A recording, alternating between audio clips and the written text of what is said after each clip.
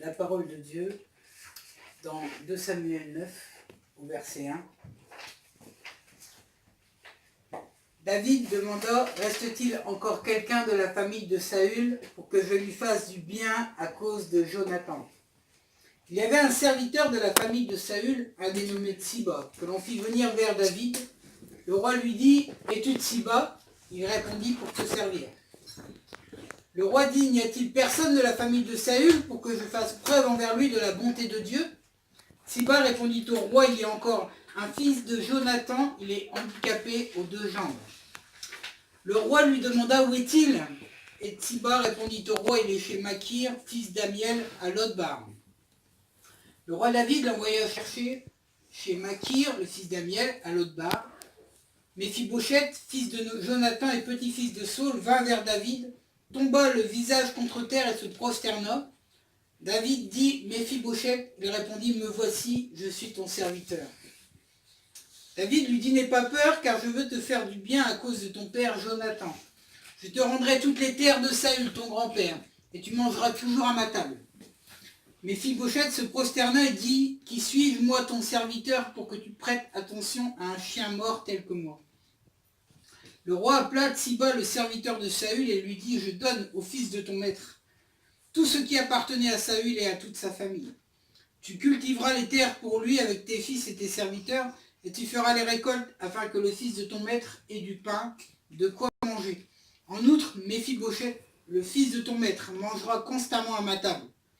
Or, Tsiba avait 15 fils et 20 serviteurs.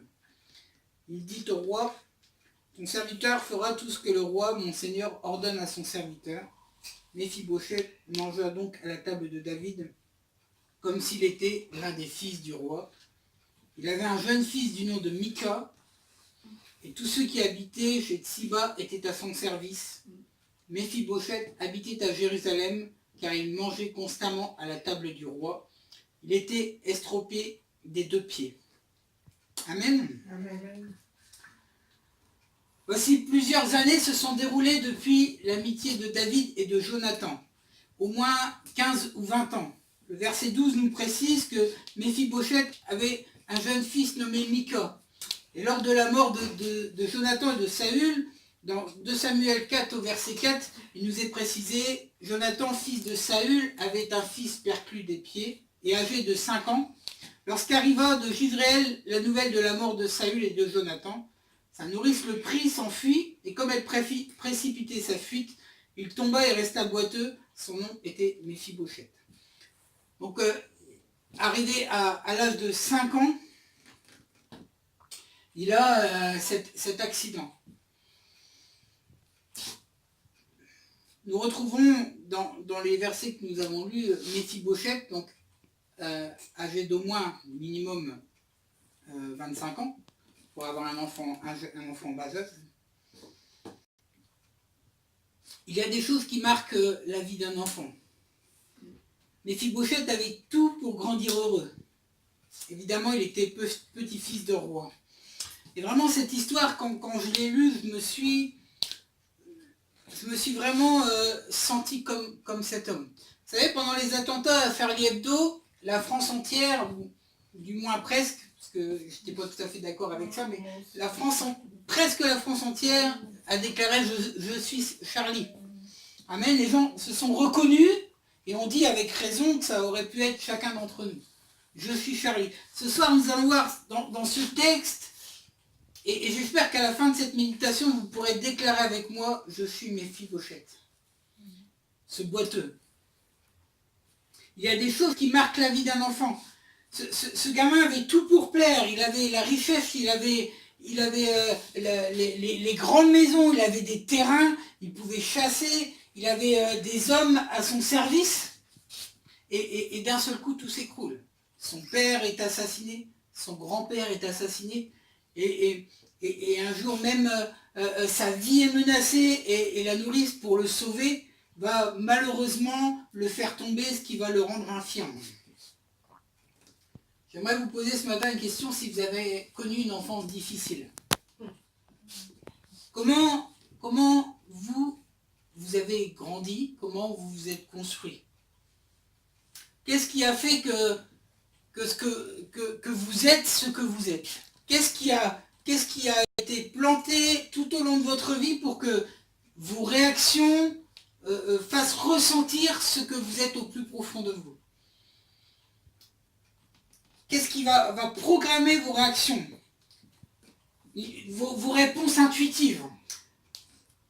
Je me souviens, mon père qui avait été abandonné petit, qui avait été vendu à des fermiers, tout gamin, qui avait été abandonné par ses parents. Je me souviens des réactions qui paraissaient pour moi anodines, pour des paroles ou pour des actes, et qui chez lui devenaient d'un seul coup monumental, et il en faisait tout un plat pour des trucs simples, des trucs banals, parce que ces choses avaient été imprimées en lui tout jeune, tout petit. Qu'est-ce qui programme vos réactions? Vous savez, on peut rencontrer des frères, des sœurs avec des passés tumultueux, et avec des réactions inappropriées, et il est facile d'avoir un jugement hâtif sur ces gens-là, sur la manière qu'ils ont eu de nous répondre. Et pas un instant, nous imaginons le passé qu'ils ont. Pas un instant, nous pensons à ce qu'ils ont vécu avant, qui les a fait penser comme ça, qui les a fait réagir comme ça. Pas un instant. Je me souviens d'une phrase de Maurice Ray, un célèbre pasteur impliqué dans la relation d'aide. Il racontait que, étant enfant, sa mère lui a demandé de dire bonjour à une dame qui passait. Et il a refusé de lui dire bonjour, et arrivé à la maison, sa mère l'a appelé et lui a dit: viens voir ici. Comment ça se fait que tu n'as pas voulu dire bonjour à cette femme? Et il a répondu rapidement, parce qu'elle était connue dans le village, il a répondu: mais c'est une catin. Et la femme, la mère l'a giflé d'une gifle violente, et a commencé à lui raconter la vie de cette femme qu'elle avait eue quand elle était petite, qu'elle avait été déchirée, qu'elle avait été brisée, qu'elle avait été violée. Et Maurice Ray raconte que les mots qu'il a entendus sur la vie de cette femme lui ont fait plus de choc que la gifle violente que sa mère lui a mis. Les amis, nous n'imaginons pas que ce qui fait notre ADN a été fait par une vie parfois pleine de souffrance. Je me souviens, dans l'église, il y avait le témoignage d'un frère qui avait été enfant soldat en Afrique. Et c'était terrible, c'était un drame d'entendre ça, qu'un enfant à 8 ans avait une arme et tirait. Et je me dis, mais comment peut-il après se construire dans une église, au sein d'une famille, avec des enfants? Comment élever ces enfants lorsque nous, à 8 ans, on avait une arme et qu'on devait tuer? Et ce frère-là, je bénis, je me dis, mais sûrement qu'il va avoir des réactions complètement différentes que les miennes. Peut-être que lorsque nous, on va jouer avec un fusil, avec des enfants, il va se révolter, prendre le fusil et le mettre à la poubelle. Jamais nous pensons aux frères et sœurs, à ce qu'ils ont vécu. Et si nous pouvions nous imaginer seulement ce que Méphibosheth a vécu, il a dû fuir, il a dû fuir sa vie. Sa vie a été brisée ce jour-là à 5 ans. Il a vécu à Lodebar. Méphibosheth est handicapé à 5 ans, et il va se cacher, la Bible nous dit qu'il va se cacher au verset 3 à Lodebar. Le roi dit: n'y a-t-il plus personne de la famille de Saül pour que je fasse preuve envers lui de la bonté de Dieu? Tsiba répondit au roi: il y a encore un fils de Jonathan, il est handicapé aux 2 ans. Le roi lui demanda: où est-il? Et Tsiba répondit au roi: il est chez Makir, fils d'Amiel, à Lodebar. Il va vivre dans la peur d'être retrouvé et assassiné. Il y a dans le clan tout autour de David des hommes qui sans scrupules vont faire tout ce qu'ils peuvent pour, et on le voit dans toute l'histoire de Samuel et des chroniques, qui vont faire tout ce qu'ils peuvent pour faire plaisir à David, et qui vont traquer la descendance de Saül. Et toute sa vie, il va devoir partir, il va devoir se cacher, et il va aller à Lodebar. Lodebar, ça signifie pas un pâturage. Pas un pâturage. Quand on voyait cet endroit, son nom, c'était pas un pâturage. C'était sûrement une terre aride, sûrement une terre hostile, un endroit hostile, pour être appelé de ce nom. Et c'était vraiment un endroit où on n'avait pas envie d'aller. Pas un pâturage. Et mon frère et soeur, je crois que des fois, on va par crainte, par peur, par repli sur soi-même. Nous aussi, on va aller à l'autre bar. Nous aussi, on va aller dans un endroit qui n'est pas un pâturage. Est-ce que nous n'avons pas mis des limites à l'amour de Dieu? Pour toi, pour moi, est-ce que nous n'avons pas limité l'amour de Dieu? Est-ce qu'on ne s'est pas réfugié à l'autre bar? Il y a des frères et sœurs, et sûrement moi-même, on a des réactions qui paraissent complètement inappropriées. Et après avoir réfléchi, après discussion, mais pourquoi j'ai réagi comme ça? Mais pourquoi j'ai fait ça? Mais pourquoi j'ai dit ça? Et on crie à Dieu, mais pourquoi j'ai fait ça? Parce qu'on est réfugié à pas un pâturage. Et mon frère, ma soeur, mon message ce soir, c'est pas là que Dieu te veut. Parce que tu es un fils de sang royal. Amen. Amen.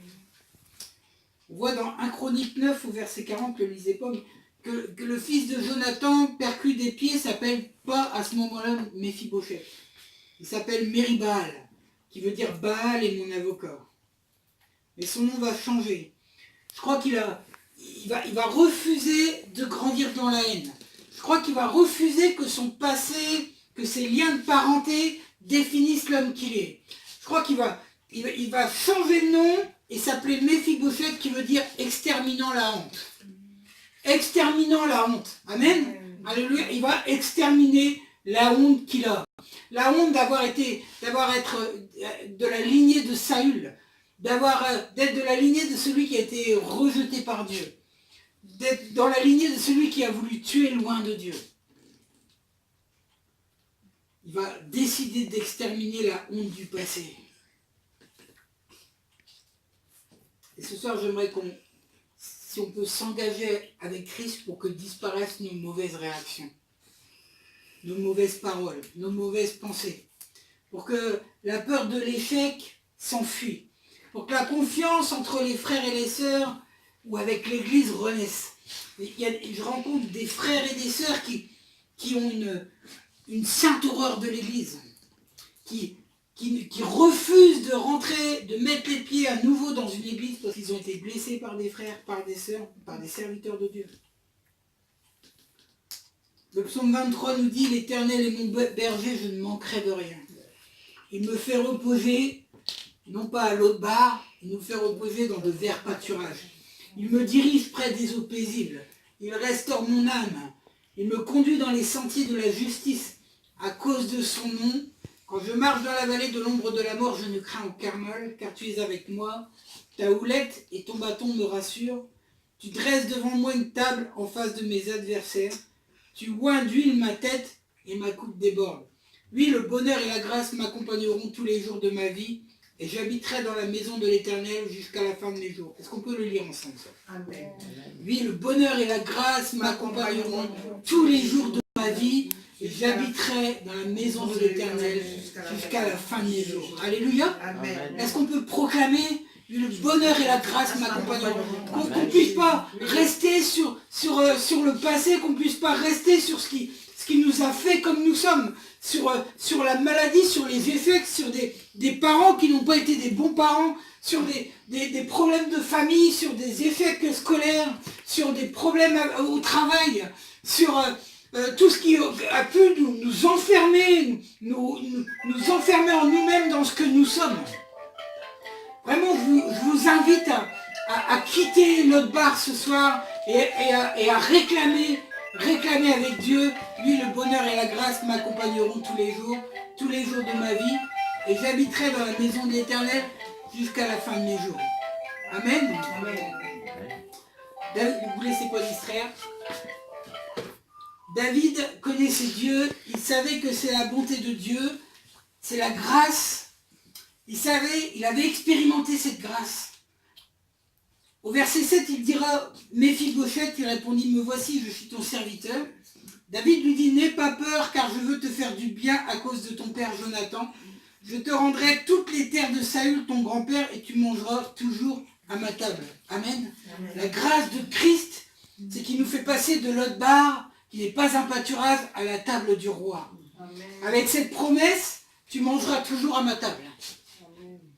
Et je crois que cette promesse est véridique. Je crois à cette promesse de Dieu que nous pouvons manger à la table de Christ. Amen. Malgré les difficultés, malgré l'éloignement, malgré la perte d'un être cher, malgré la maladie, nous pouvons manger à la table du Christ. Amen. Nous pouvons manger à la table du roi. Nous sommes passés d'ennemis de Dieu, ayant pour père le diable, à habitants de la Jérusalem céleste, invités à la table du roi des rois. Au verset 11, David, inspiré par l'Esprit, ira encore plus loin. Il dit au roi, ton serviteur fera tout ce que le roi mon Seigneur ordonne à son serviteur. Et il est dit, Méphibosheth mangea donc à la table de David comme s'il était l'un des fils du roi. Alléluia, il est passé de fils, petit-fils d'un assassin, petit-fils d'un roi déchu, d'un roi qui a été rejeté par Dieu, il est passé comme s'il était l'un des fils du roi. Alléluia. Ça, c'est notre héritage. Amen. Ça, c'est notre héritage. Nous sommes passés de la mort à la vie. Est-ce que Méphibosheth avait mérité ce geste de David? Non. Le verset 8 nous dit, Méphibosheth se prosterna et dit, qui suis-je moi ton serviteur pour que tu prêtes attention à un chien mort tel que moi? Vous savez, le chien, quand il dit cette phrase à David, il est fort, il est profond. Le chien, c'est vraiment, dans la Bible, un animal impur. Un animal qui se nourrissait de cadavres. Et quoi de plus impur qu'un chien qui est mort?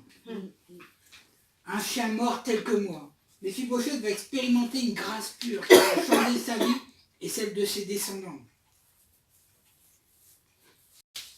Laissez-moi encore vous montrer une grâce de David dans 2 Samuel 5-6, je vous fais lire ce soir. 2 Samuel 5-6, il est dit, or le roi s'en alla avec ses gens à Jérusalem contre les Ébusiens qui habitaient en ce pays-là, lesquels dirent à David, tu n'entreras point ici, que tu n'aies ôté les aveugles et les boiteux, voulant dire, David n'entrera point ici. Néanmoins, David prit la forteresse de Sion, qui est la cité de David. Or, David avait dit en ce jour-là, quiconque aura battu les Jébusiens et aura atteint le canal, et les aveugles et les boiteux, qui sont haïs de l'âme de David, seront récompensés. C'est pourquoi on dit, aucun aveugle ni boiteux n'entrera dans cette maison. David avait fait un serment à ce moment-là. Il avait dit, aucun boiteux ne rentrera dans cette maison. Et c'est là ce que nous étions, aveugles et boiteux. Le chapitre que nous étudions finit au verset 13 par encore rappeler, Méphibosheth habitait à Jérusalem, car il mangeait constamment à la table du roi. Il était estropé des 2 pieds. Frères et sœurs, nous ne méritons pas la grâce de Dieu. Nous ne méritons pas de nous tenir en cette présence. Nous allons prendre la Sainte Seine et pour ma part, je ne mérite pas de prendre ce saint repas. C'est vraiment une grâce de Dieu. Dieu a désiré. Jésus a dit, j'ai désiré vivement. Oui, les boiteux peuvent rentrer dans sa maison. Amen. Par la grâce de Dieu, non pas par les mérites, mais les boiteux, par la grâce de Dieu, peuvent rentrer dans sa maison. Et c'est à cela que je voudrais prier ce soir, pendant que nous serons à la table du Seigneur, prier pour ce qui est lié aux blessures du passé. Je prie au nom de Jésus que toute conséquence que le passé a engendré, qui aurait pu nous maintenir à l'autre barre, soit brisée. Amen, dans le nom de Jésus. Ce soir, je ne suis plus Méribal, qui a pour avocat Baal. Je proclame, je suis Méphibosheth. Amen. Méphibosheth, exterminant la honte. Gloire à Dieu. Amen. Seigneur, je vais te prier, te demander, Seigneur, d'intervenir, Seigneur, dans ma vie, d'intervenir dans la vie de mes sœurs. Seigneur, mon Dieu, je te demande vraiment d'intervenir avec puissance. Seigneur, je me rends compte dans les disputes, dans les discussions, Seigneur, combien je me dois de faire grâce, Seigneur, à des personnes qui ont vécu des vies déchirées, alors que je n'ai pas connu un dixième de ce qu'ils ont vécu.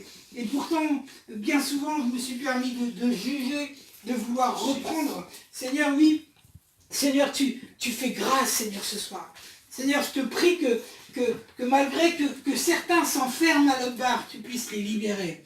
Que la peur, Seigneur, du passé, Que la peur d'être rejeté, que la peur d'être inutile, Seigneur, soit chassée ce soir. Que au nom de Jésus, tu puisses briser, Seigneur, tous les liens du passé en ce lieu. Seigneur, je veux bénir ton Saint-Nom ce soir. Gloire à toi, Père. Amen.